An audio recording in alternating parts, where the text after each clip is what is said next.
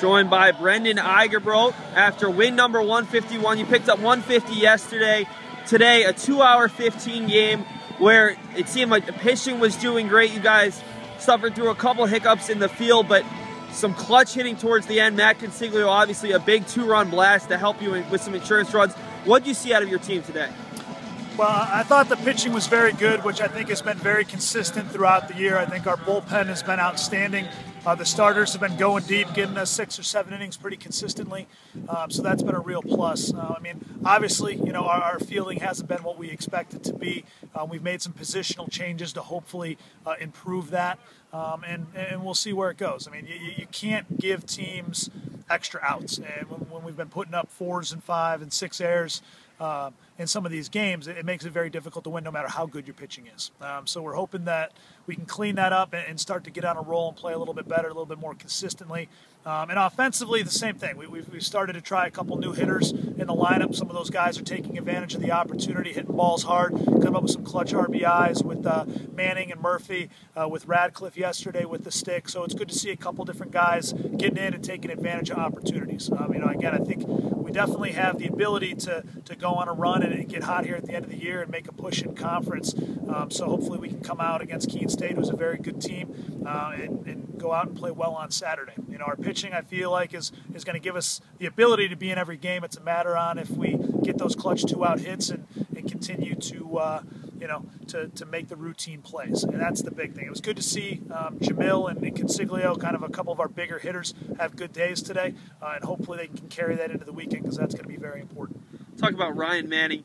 Had 3 RBI yesterday, his first 3 of the season. The game winner today. I mean, you know what you're going to get out of guys like Jamil and Matt and even Charles LaPaglia and Todd Easel, but Manning with 4 clutch RBI to put you on this 2-game winning streak. It's your first win at home here after 4 straight losses. So what does his play mean? I mean, obviously a great defensive player, but coming around a little bit with the bat. Well, I mean, he's been behind Consiglio at third base, but you know, we've moved Siggs over to first to try and open up a spot for Manning because we like his stick and we obviously trust him a ton on defense. So it's been good to see him take advantage of this opportunity. I mean, he's normally you know, someone who hits the ball well in practice. We like him. The coaching staff always brings his name up. But some guys don't always thrive in that pinch hit role. And I think he's a guy, when he's been a starter, he's worked very good, consistent at-bats. Even his outs have been hard. So it's good to see that. Again, we need a little bit more spark in that bottom of the lineup, and he's definitely given it to us the last 2 games.